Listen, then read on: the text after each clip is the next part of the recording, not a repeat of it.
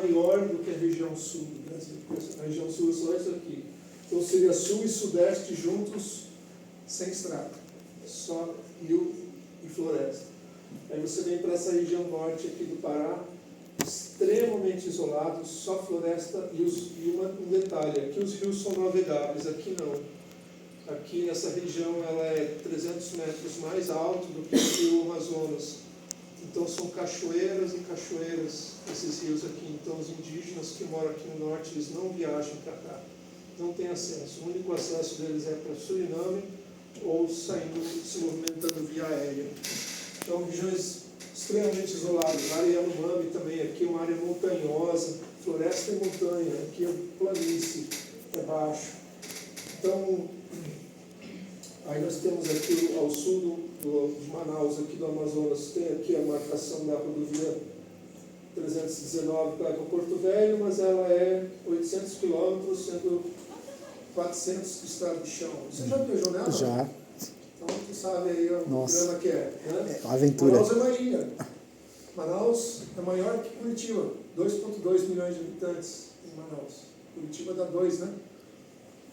É maior que Curitiba.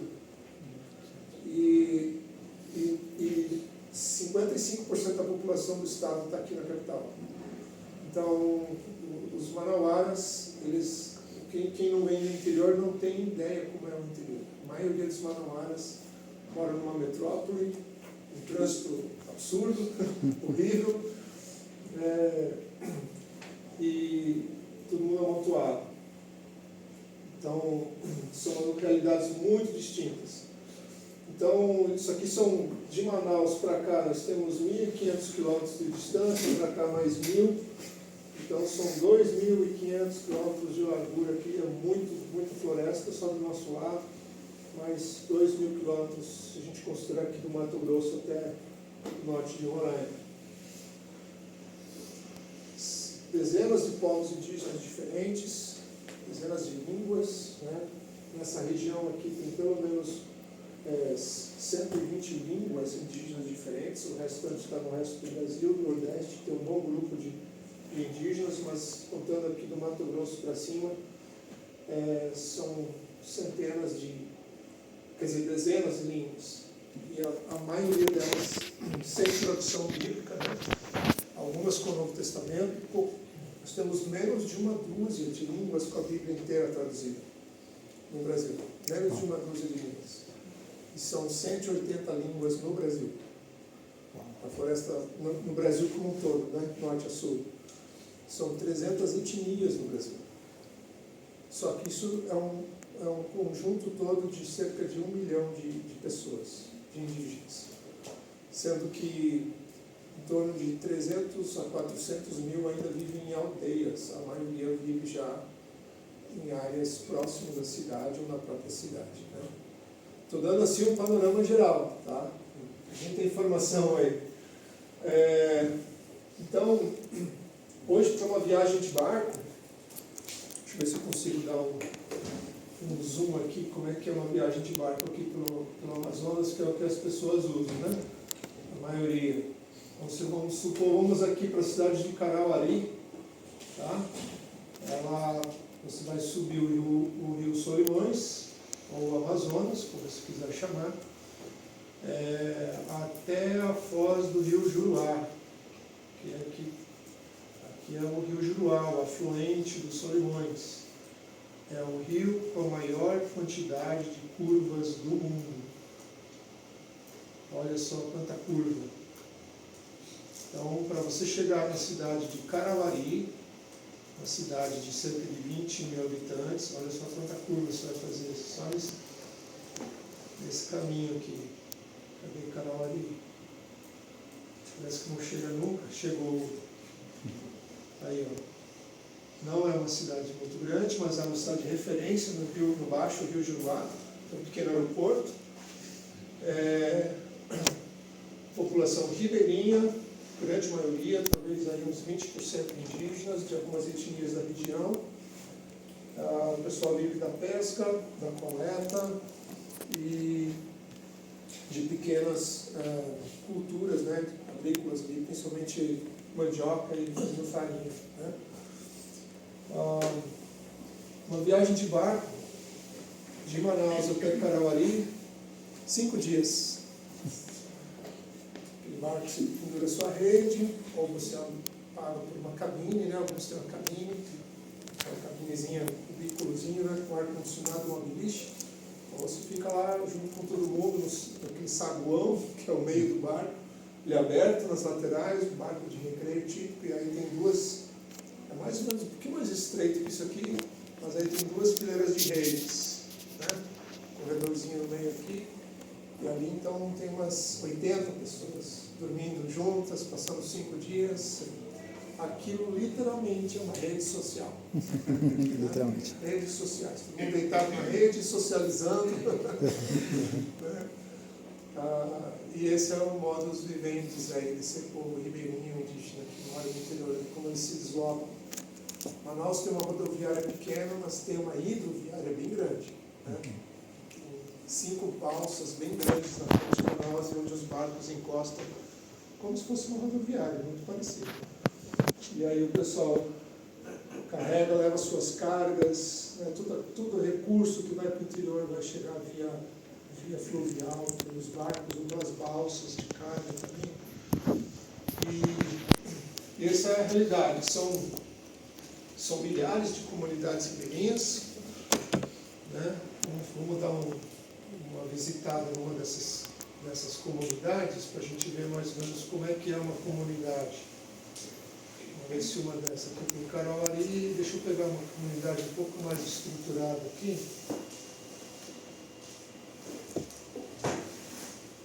Aqui. Essa aqui é uma comunidade típica. Olha só. Não tem carro aqui, tá? E a bicicleta, talvez alguém tenha uma moto. Né? Essa aqui já é uma comunidade maior, mais estruturada. Tem uma escola, tem igreja aqui provavelmente também. Essa comunidade aqui, sim, agora eu estou lembrando qual. Aqui, ó, um desses galpões pertence à empresa chamada Natura. Onde então eles coletam, os ribeirinhos vão coletar a matéria-prima do que a Natura fabrica, né, de cosméticos. E aí eles têm um mercado onde então eles trocam essa matéria-prima, os óleos essenciais, as cascas, né, de árvores, raízes e tal. Então aqui por isso que tem uma estrutura tão cobrindo sua visão, né? Tão boa aqui. É uma comunidade grande. Aqui já é um pouco menor. Então, uma trilha e as casas aí na beirada. Já tem uma escolinha rural, um maior, né? E assim tem milhares. Estima-se em torno de 20 mil comunidades. Essa aqui eu tive, essa aqui eu visitei uma vez. Exatamente. Fomos com o pessoal da Cubinha aqui, quando a gente foi espiar o campo, a gente teve nessa comunidade aqui. Então quando o rio enche, olha só, aqui tem uma passarela, o rio, a água chega até aqui, alaga tudo. Aí eles têm uma passarela de madeira para você poder andar, né? Isso aqui é flutuante, flutua, é a época que o rio está baixo. E assim, esse é o povo ribeirinho, né, escondido no meio da floresta, milhares de pessoas, milhões de pessoas vivendo desse jeito, que precisam ouvir o Evangelho. Fora isso, tribos indígenas isoladas, como essa aqui, tribo dos índios Tiriós, a aldeia de Iauá, que é a pista de pouso, onde eu pousei 2 semanas atrás, semana passada. Deixei um casal de missionários, aqui está a casa dos missionários, que estão trabalhando na produção da Bíblia Tirió, que é uma comunidade bem pequena, e não tem acesso de outro jeito senão um avião. Né? O rio Marapi, ele vai chegar muito pedregoso, ele vai chegar no rio Trombetas mais à frente, mas o rio Trombetas é cheio de cachoeiras. E aqui é um cenário diferente, isso aqui é savana, ó, gente, não é desmatamento não, é campo mesmo. Muito bonito o cenário, bonita a região, muito isolado, o povo precisando de Jesus. E assim a gente tem inúmeras comunidades espalhadas pela floresta. Então, sempre que necessário, a gente então aplica as aeronaves. Nós temos 2 aeronaves na missão, depois eu vou falar um pouquinho mais sobre isso. O que eu queria, depois dessa pincelada geral, mostrar para vocês o mapeamento que nós fizemos com a missão. O que acontece? Tem tantas milhares de comunidades, como é que a gente pode saber quais delas já têm o Evangelho e quais não têm? Né? Essa foi uma pergunta que apareceu na minha mente logo que eu comecei a voar naquela região. Em 2006 eu cheguei em Manaus, 2007, 2008, sobrevoando a mata, vendo essas casinhas. Sempre me perguntava, quantos desses será que já ouviram o Evangelho? Quais será que nunca ouviram? Será que tem alguém preocupado em levar o Evangelho para essas comunidades? E tive a oportunidade de transportar muitas lideranças eclesiásticas, né? A liderança presbiteriana, a liderança batista e principalmente a Assembleia de Deus. A Assembleia de Deus é a igreja mais atuante em toda a região amazônica, no Brasil como um todo, né?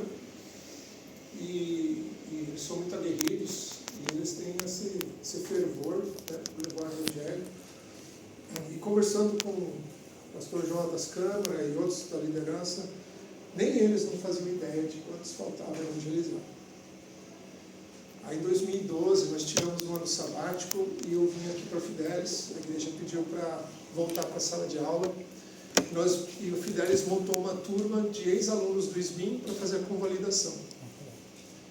Aí o professor Arthur Duque, né, foi o nosso, como é que a gente vai dizer, nosso tutor, nosso professor principal, e ele nos fez fazer o TCC.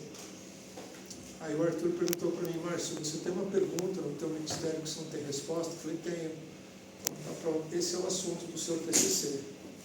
Aí, qual é a pergunta? A minha pergunta é, quem são, quantos são e onde estão os não alcançados de toda a região amazônica? Assim, Só isso.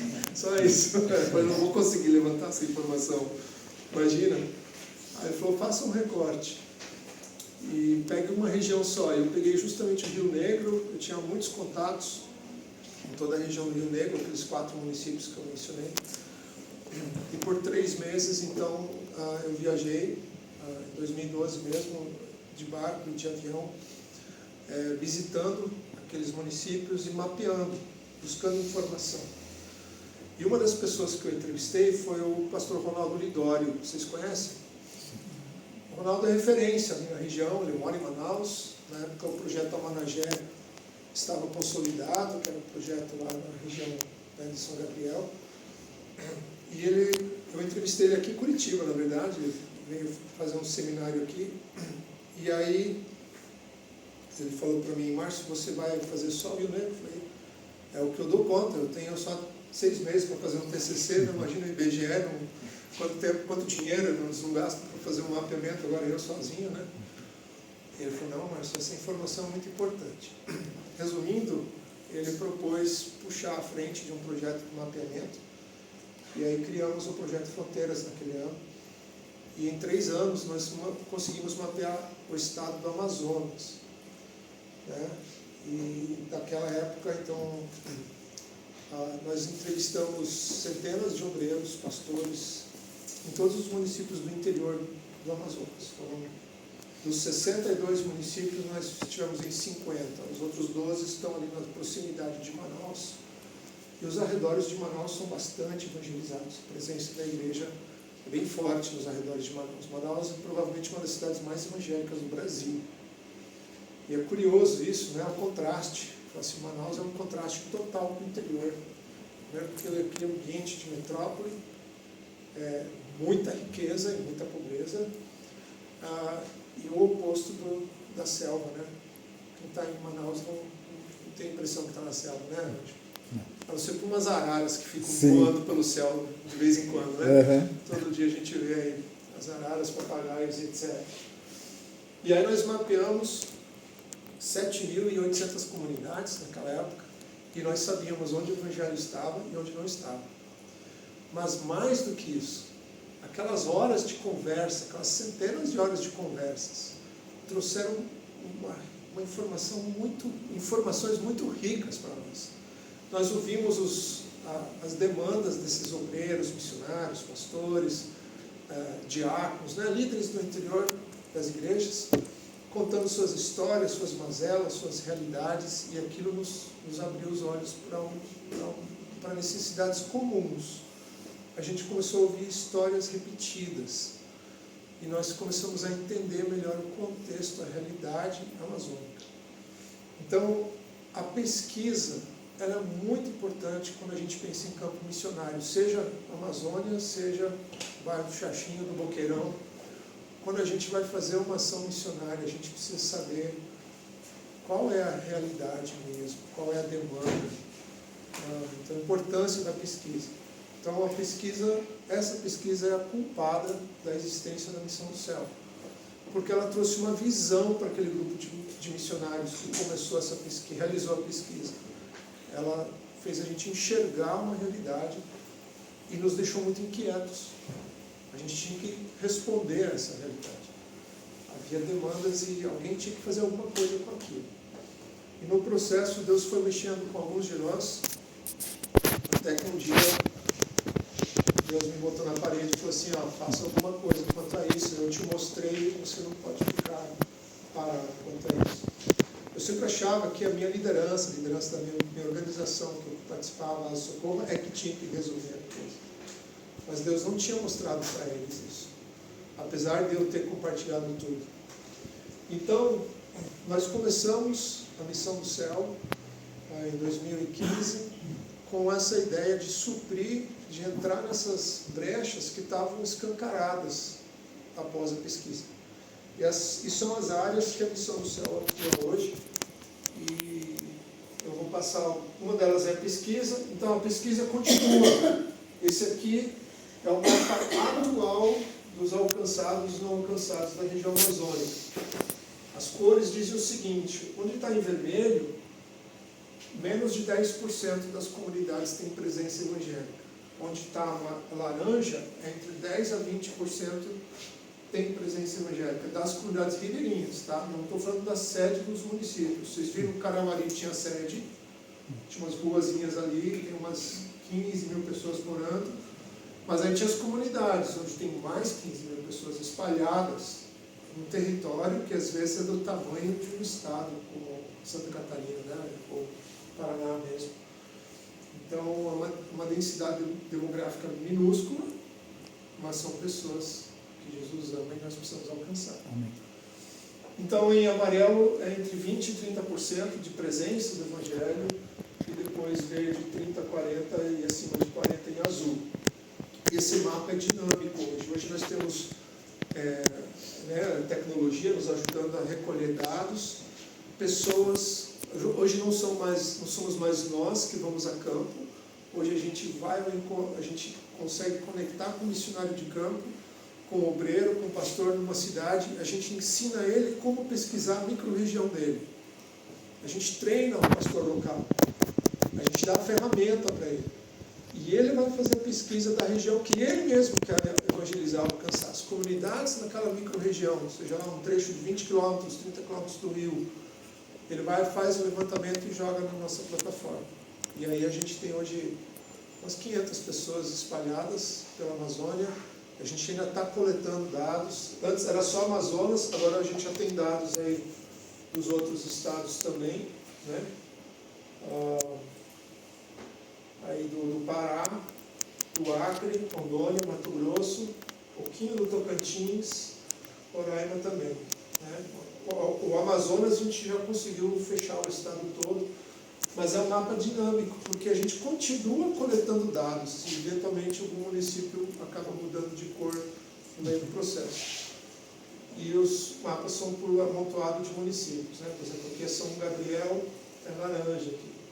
Agora a gente tem um segundo mapa aqui, deixa eu ver se ele vai aparecer, com geolocalização.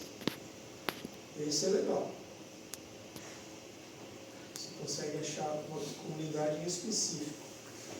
Olha só. Uma única comunidade onde você tem os dados. E aí nós temos dados não só da religião, aqui, ó, se é católica, evangélica, ou pentecostal, indígena, etc. Mas a gente tem dados sociais, ó.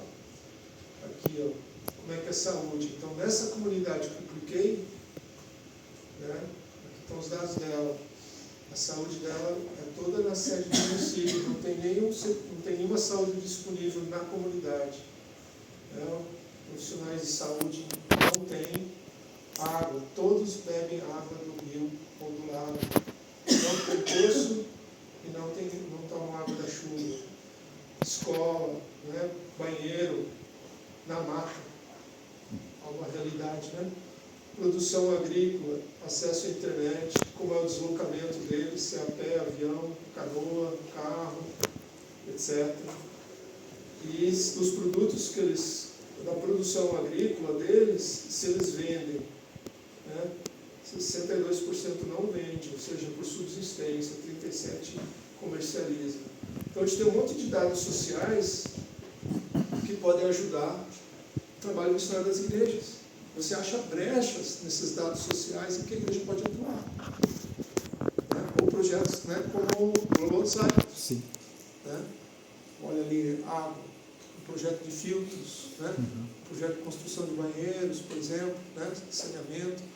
Você pode, desse jeito, com uma ferramenta social, você consegue chegar numa comunidade, fazer uma transformação e levar Jesus, e deixar Jesus lá junto com eles. Então, o Projeto Fronteiras hoje, ele é bem mais, muito mais informação do que tinha 10 anos atrás, que basicamente era, tem crente, não tem crente, tem igreja, não tem igreja. Né? E agora a gente tem dados bem mais amplos, e a gente consegue cruzar alguns dados desse com o censo do IBGE também. Né? Temos uma parceria com eles. Então, o Projeto Fronteiras continua, hoje é uma ferramenta dinâmica, é uma ferramenta disponível para a igreja amazônica, né? E ela supre dados, aí, informações as mais diversas. Aqui a gente tem dados gerais agora de toda a pesquisa aqui. Se quer um cenário geral da Amazônia, você pode ter aqui também, ou então específico de um local, de uma região. Então o projeto continua, ele vai nos dando a visão. Então ele nos deu a visão, primeiro, que pesquisa é fundamental no campo missionário. E aí vem os outros projetos. Logística é também muito importante. Né? Começamos com aviação, quer dizer, começamos com pesquisa, a aviação veio em seguida. Mas a gente sabia que o avião não era um fim, ele era só um meio, uma ferramenta. O que nós percebemos, por exemplo, a necessidade de capacitação.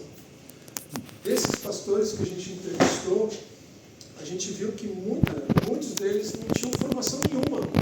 Nunca tinham ido para uma aula de teologia, de ensino bíblico. Geralmente, assim, chegou alguém lá, evangelizou a comunidade, ficou lá alguns meses, ou visitou algumas vezes. Aí o primeiro crente, ou aquele crente que se destaca um pouquinho, né, o homem de paz. Vocês conhecem esse conceito? O homem de paz, se ele resolveu ser um seguidor de Jesus, pronto, agora você é o pastor da comunidade. E assim o cara virou pastor. Né? Muito diferente. Então a gente percebeu a falta de capacitação dessas pessoas e a limitação deles também. Então nós desenvolvemos aí o Natan, nosso gigante Natan, ele é mais alto que eu. Ele chegou para desenvolver uma metodologia de ensino, para capacitar esses líderes, alguns deles inclusive analfabetos. Então o que nós levamos para eles? O método da oralidade. Vocês já ouviram falar? O storytelling, ou contação de histórias, né? Esse pessoal no interior são comunidades tradicionais. Apesar de eles terem um pouco de acesso à educação, alguns até, talvez eventualmente tenham ensino médio, mas a grande maioria ainda são comunidades com tradição oral. Né? A transmissão do conhecimento é oral, como era na época do Pentateuco. A gente não perder a matéria. Deuteronômio, Levítico, Deus estabelece uma série de festas para o povo de Israel, não é? E o que tinha que ser feito toda vez na festa? Tinha que ler a Torá, não é? Aquilo era transmissão oral, porque só tinha um cara que sabia ler, que era Moisés, que foi para a faculdade no Egito. O resto do povo era analfabeto, eram escravos, né? Então, transmissão oral. Então, se há 4.000 anos era assim, em alguns lugares na Amazônia também é assim. A gente tem histórias de pastores de comunidades que falam assim, olha, eu sou pastor dessa comunidade, mas eu não sei ler. Minha esposa, minha filha, meu filho lê a Bíblia para mim, então ela lê umas 10 vezes, eu oro sobre o assunto e vou pregar. Aí ele decorou, ele memorizou o texto, né? E ali o Espírito Santo tem que fazer a obra, né? E aí esse pessoal começa a ganhar ferramentas. Então a oralidade é um método em que a gente ensina então esses líderes, independente do grau de formação, o método da storytelling, que é você contar a história, recontar a história, pedir para as pessoas contarem a história para você, você vai complementando o que elas esqueceram, então você trabalha por uns 30, 40 minutos só uma história bíblica, pequena, uma parábola, um trecho do Antigo Testamento, uma experiência de Jesus, uma parábola, seja o que for. Você pega um trecho lá de uns 5 a 15 versículos e você trabalha a história. E aquilo vai firmando, vai fixando na mente. E aí você depois, com algumas perguntas chaves, você ajuda as pessoas a identificarem quem é Jesus, quem é Deus nessa história, né? E quem sou eu nessa história. E qual foi a obra que Deus fez. Vou dar um exemplo bem rápido para vocês, a gente tem um pouquinho de tempo. Eu pego aquela história de 2 Reis 4, quando uma viúva chega para Eliseu, seu marido tinha falecido, e um credor veio cobrar a dívida e ia levar os 2 filhos como escravo. Lembra dessa história? Uhum. Eu conto ela. E aí ela chega para Eliseu e fala assim, o que eu vou fazer? Né? Aí Eliseu pergunta para ela, o que você tem? Eu só tenho um vidrinho de azeite, de óleo. Então pega teus filhos, vá na vizinhança, junte vasilhas, né, os tachos, o que você puder, e põe dentro de casa. E aí fecha a porta e derrama esse óleo nos tachos. Aí Deus faz o milagre da multiplicação, né, enche todos aqueles tachos e eles vendem. Então eu reconto essa história e eu pergunto, quem é Deus nessa história? Invariavelmente eles dizem que Deus é o credor. Não é, a primeira vez que eu fiz isso, eu fiquei chocado com a reação deles. Quem é Deus nessa história? É o credor. Aí eu entendi a cosmovisão deles. Olha só, na cosmovisão do ribeirinho, a gente deve para Deus. Eu tenho que fazer algo para apaziguar Deus, para pagar minha dívida com Deus. Olha só, já peguei um gancho, não é? E eu começo a trabalhar o texto com eles, aí eu pergunto para eles assim sobre o óleo, o azeite. Para que serve o azeite? Para que serve o óleo? E alguns não estão muito familiarizados com azeite de oliva, que é o caso, né? Eu vou explicando para eles como é que é esse azeite. A gente usa o azeite para quê? Para acender a poronga. Você sabe o que é poronga? Aí é um termo amazônico. A poronga é lamparina. É usado como combustível para lamparina, né? Então, o azeite traz luz. Para que mais a gente usa azeite? Quando tem uma ferida, você pode passar o azeite. Antigamente se fazia isso, ele é cicatrizante, né? Ele ajuda a limpar a ferida. Para que mais que a gente usa o azeite? Alguém tem uma ideia, uma sugestão? Para culinária? Para dar um sabor no alimento, né? Ele melhora a qualidade, o sabor, o gosto, né? Melhora nosso trato digestivo, né? Mas nessa história, o que o azeite fez? No final das contas, o que o azeite fez? O azeite pagou a dívida. E aí eu trago Jesus para dentro da história, né? Vamos pensar um pouquinho na pessoa de Jesus. A Bíblia diz que Jesus é a luz do mundo. Jesus diz também que ele veio curar as nossas feridas. Jesus diz que Jesus também, quando Jesus entra na vida de uma pessoa, ele muda o sabor, o sentido, o significado da vida da pessoa. E o que Jesus fez na cruz? Ele pagou a dívida. Aí eu pergunto de novo, Jesus é Deus? Ele diz, é. Quem é Deus na história? A gente. Né? Então o que a gente faz? A gente conta a história e ajuda eles a acharem os tesouros, né? Os ensinamentos. E aí você pregou o Evangelho. Então Jesus veio para curar, né? Para libertar da escravidão, né? Pagar a dívida por nós. Então esse é mais ou menos isso, é o método da oralidade. Então você pode pegar qualquer história bíblica e trazer isso para dentro da realidade, contar e tirar essas pérolas, tesouros e aplicar. Né? Então, isso é o que a gente treina esses obreiros no interior a fazer isso. Isso no primeiro módulo, depois a gente é um curso de oralidade, e aí a gente tem a capacitação bíblica da Missão do Céu, o CDMC, que daí já é o segundo e terceiro módulo. O segundo é basicamente o que nós temos aqui, que é métodos de estudo bíblico. A gente vai para o próximo ponto, eles aprendem a ler a Bíblia, no primeiro módulo, na oralidade, eles aprendem a ler a Bíblia e tirar o caldo principal ali do texto. No segundo módulo, eles aprendem a fazer métodos de estudo bíblico, a gente faz a comparação, é um pouquinho mais avançado.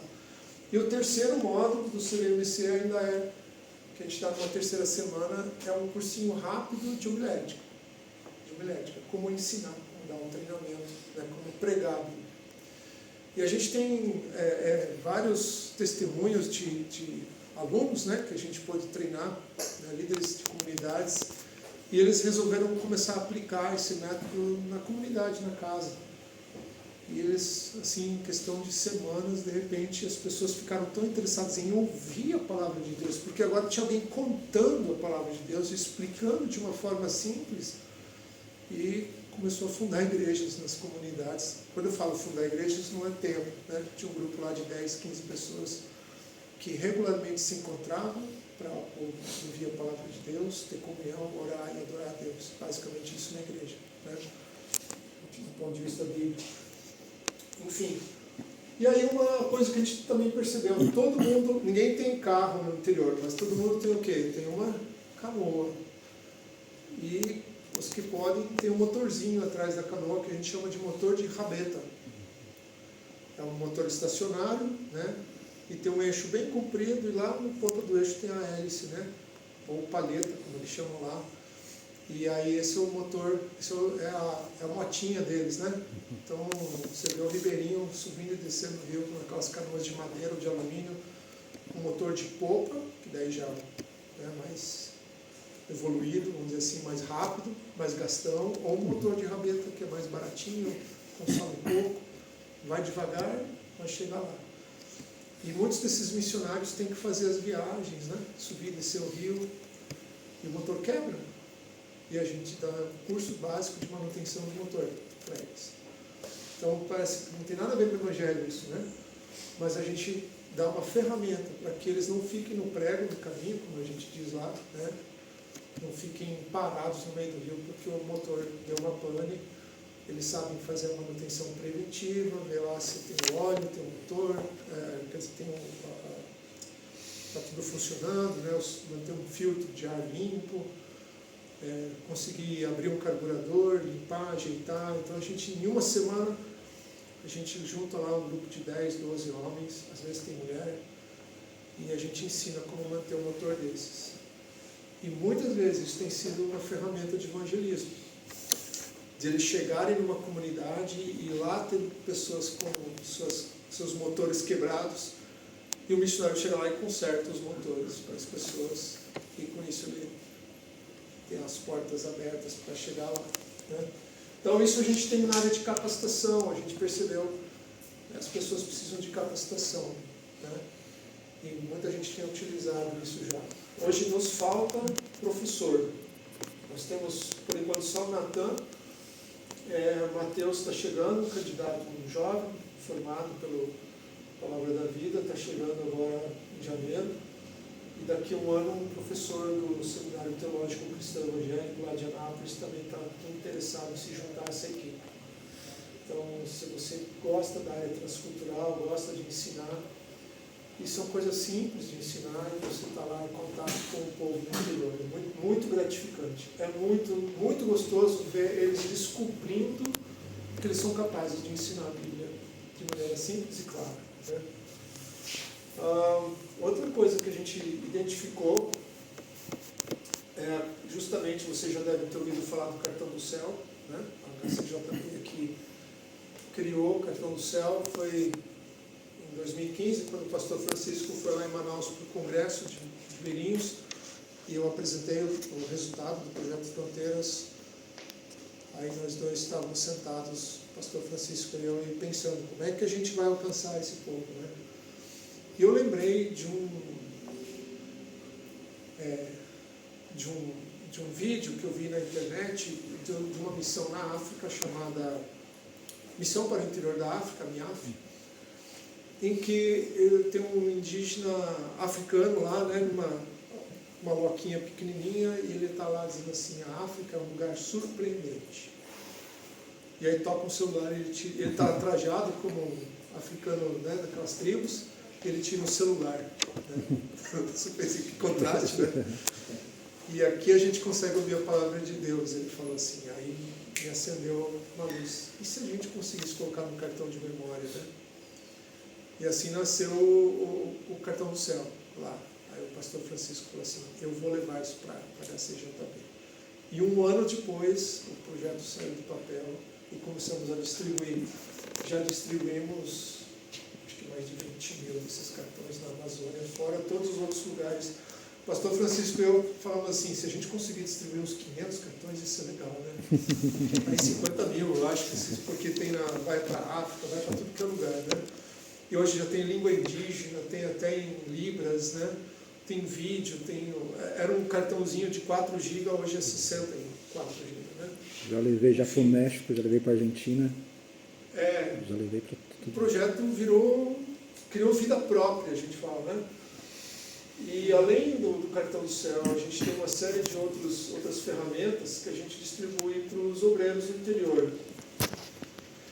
Aí o post aí. A gente tem esse livreto, que é um livreto Caminho para Deus, que a gente ganha de uma missão da Alemanha. A gente já distribuiu acho que uns 40 mil deles também. É um livrinho com as doutrinas básicas da fé cristã, dá para usar como discipulado. Temos a parceria com uma missão chamada Fé Vem Pelo Ouvir, não sei se vocês conhecem, que tem o Proclaimer, que é um aparelhinho, né, um MP3 com painel solar, onde também eles podem ouvir a Bíblia. Então, quem não tem o celular, onde não tem energia, a gente distribui o Proclaimer também, né? E temos algumas outras ferramentas também. Então, a gente percebeu que se a gente colocar algumas ferramentas dessas nas mãos dos obreiros, eles vão usar. E eu lembro de uma história, um missionário, amigo meu, veio me contar. Ele falou assim, Márcio, semana passada eu estava numa comunidade, fazendo culto lá, e um casal que nunca tinha vindo veio falar comigo depois do culto e falou assim, pastor, a gente quer aceitar Jesus. Aí ele pensou assim, nossa, preguei tão bem assim. Ele nem tinha feito apelo. E aí ele perguntou, mas por quê? Contem a história de vocês. Aí ele falou, não, nós somos de uma comunidade mais abaixo, e a gente toda semana encontra com um casal de amigos nossos que são daqui, e a gente vem aqui ouvir um cartão do céu. E ouvindo o cartão do céu, o pastor pregou lá que a gente tinha que aceitar Jesus, só que a gente não sabe como fazer, então a gente veio aqui perguntar para o senhor, como é que a gente faz para aceitar Jesus? Glória a Deus. Ou seja, a fé veio pelo Ouvir a palavra de Deus, né? Muito legal a gente ver como Deus é fiel na sua palavra. Outra coisa que a gente aprendeu naquela pesquisa lá em 2014, 15,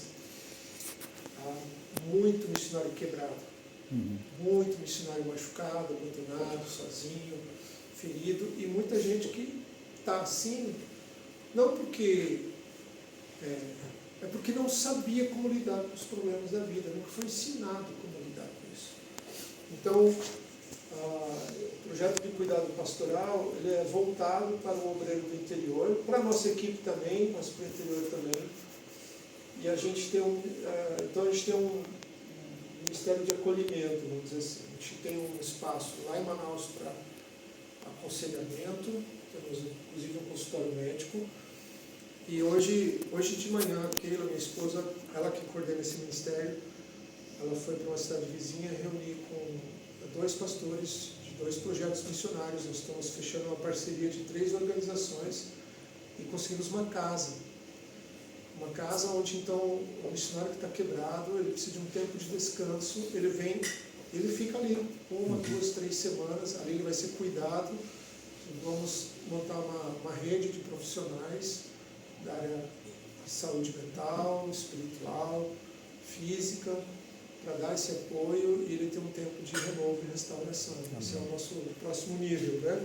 A gente está fechando essa parceria, mas aqui tem 6 áreas que a gente atua, mas desde o mês passado a gente acrescentou a 7ª, que não está atualizado no site. Então nós temos 2 tipos de ações, o cuidado preventivo, coletivo e o individual. O individual é por conversa, mentoria e tal. O coletivo é um treinamento. No ministério a gente criou um livro chamado Cuida de Ti Mesmo.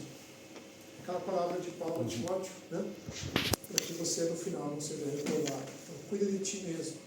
E esse livro é um workshop que a gente tem 8 palestras, a gente vai para o interior, reúne um grupo de pastores, missionários, suas esposas, e a gente fica ali 2, 3 ou 4 dias, dependendo do modelo, ensinando eles a trabalhar essas 6 áreas, mais a 7ª, que é a área social, relacional. A gente dá algumas aulas, algumas palestras, faz algumas dinâmicas e tem tempo de aconselhamento. As pessoas precisam muito de aconselhamento. Essa área de aconselhamento é uma carência gigantesca para obreiros no interior da Amazônia, né? Então, a gente tem a pesquisa, a capacitação de pessoas, o cuidado com pessoas, as ferramentas, né? São aí as ações. Isso veio da visão da pesquisa. A pesquisa nos trouxe essa visão.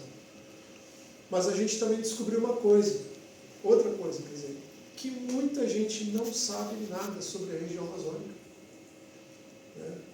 Para quantos de vocês aqui hoje, muito do que eu estou falando é novidade? Muita gente não sabe, né, das demandas, das realidades, das necessidades. Então a gente precisa mobilizar, a gente precisa compartilhar isso. A gente precisa também mobilizar no sentido de ir em busca desses obreiros, desses pastores e ver qual a necessidade. E a gente às vezes mobiliza uma pequena cidade, por exemplo, Carauari. Ali a gente fechou com a Assembleia de Deus e a gente está treinando um grupo lá de 35 líderes da Assembleia de Deus. Só que tem todas as outras igrejas ainda para a gente ajudar ali também. Então a gente vai fazer de novo lá em Carauari outros projetos para a gente poder mobilizar com outras igrejas. Então mobilização é muito importante, a gente tem feito isso bastante. A gente precisa compartilhar a realidade amazônica e mobilizar a igreja brasileira nessa área. E a aviação, ela acaba sendo só um meio, né? Uma ferramenta. Hoje Deus colocou em nossas mãos essas 2 aeronaves, uma pode pousar em pistas de pouso mal preparadas, que é essa aqui, no caso. É o avião que mais tem na Amazônia, tem mais de 50 dessas aeronaves na Amazônia, mas em missões, exclusivamente fazendo missões, só essa, só a nossa, é a única. E aí tem um outro aviãozinho um pouco menor, do Cessninha também, mas ele pousa na água. Então a gente pode chegar aqui em qualquer comunidade onde tem um rio, um lago em frente, né? E essas 2 ferramentas têm atuado muito. Hoje mesmo, esse avião anfíbio aqui, ele saiu de Manaus, voou até Oriximiná, aqui, pousou no pequeno aeroportozinho aqui de Oriximiná, colocou carga, acho que foram 250 quilos de carga, e voou aqui para o norte. Deixa eu achar aqui.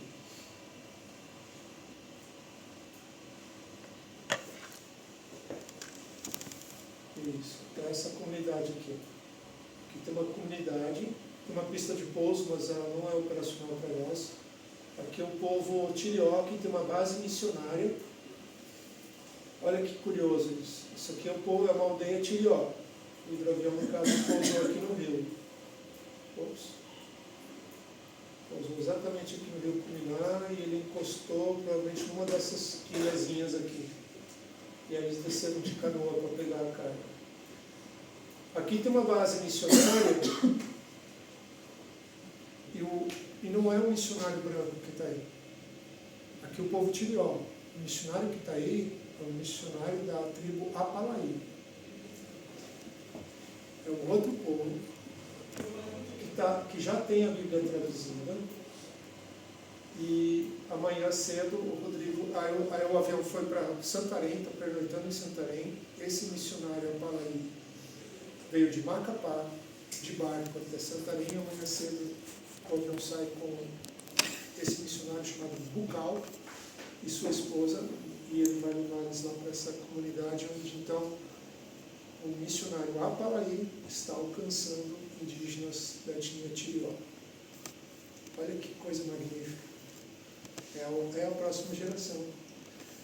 Em 2018 eu tive o privilégio de fazer um voo para levar a Bíblia Apalaí para a aldeia pela primeira vez. A Bíblia toda traduzida. Foi 50 anos de trabalho de missionários. Nós pudemos fazer um voo para entregar a Bíblia. Foi uma conferência, foram 3 dias de festa naquela comunidade. E essa comunidade que enviou o Bucal para essa outra tribo, essa outra comunidade. É um povo alcançando o outro, o Evangelho se espalhando. E é fantástico a gente poder ver isso e participar disso de alguma maneira. Então amanhã o avião está voltando. Hoje ele foi para Santarém, aqui em Santarém, está pernoitando aqui, e amanhã cedo ele sai. Então, olha, hoje foram 6 horas de voo, de Manaus até o Chimé são 3 horas, depois mais 1h30 voando aqui para o norte, e depois mais 1h45 descendo para Santarém. Amanhã ele faz o caminho inverso, só que da aldeia depois ele volta direto para Manaus. Então isso aqui, se ele fosse fazer tudo isso aqui por terra, levaria semanas. E aqui em questão de horas a gente consegue fazer esse deslocamento, né? E suprir com toda a necessidade lá.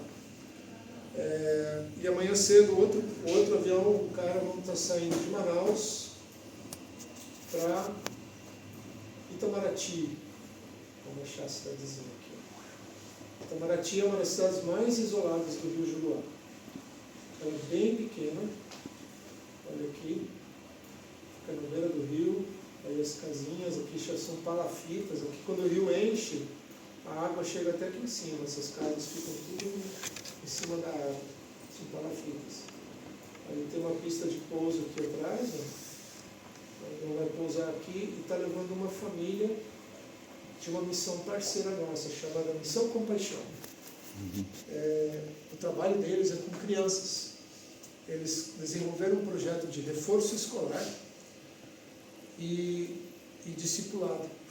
Então eles ensinam os pais ou professores da igreja, seja quem for, eles ensinam a dar o reforço escolar de matemática, português e ciências. Acho que são essas 3 disciplinas. Todo o conteúdo é baseado na Bíblia, então eles usam muitos exemplos bíblicos durante esse treinamento, esse reforço escolar. E hoje, com a educação tão ruim como ela está, isso aqui está lá também pior, os pais querem reforço escolar. Então a Missão do Céu não tem esse projeto, mas a gente tem um parceiro e a gente ajuda para que eles consigam chegar num lugar extremamente isolado. De barco são 10 dias. De avião amanhã vão ser 3h30 para ir, deixar a família lá. Eles vão ficar 6 meses morando, fazendo o trabalho na cidade, nas comunidades. Já estão com barco lá. Então eles vão alcançar as comunidades por um projeto evangelístico de reforço escolar. Olha só, impacto social junto com o Evangelho, chegando, causando transformação na vida das pessoas. E assim a gente tem dezenas de parceiros de várias missões e igrejas fazendo o trabalho. Então a aviação a gente usa menos para nós, usa mais para os parceiros, para que eles possam se deslocar e chegar a lugares extremamente isolados. Então essa história, essa missão do céu, a gente existe porque a gente identifica demandas, necessidades, a gente procura soluções, né, que sejam adequadas para aquele povo, né, que sejam acessíveis para aquela comunidade. E a gente fortalece a igreja local para que ela cresça, ela desenvolva, ela vá adiante, o obreiro local, né. Esse menonita alemão curitibano ir lá pregar para os ribeirinhos vai fazer pouco impacto. Mas se eu posso fortalecer a igreja local para que os obreiros locais, o amazônida, ele vai alcançar o seu próprio povo, aí sim, aí dá resultado. Né? Falei um monte. Deixa eu deixar um espaço para vocês fazerem perguntas. Como que funciona a captação?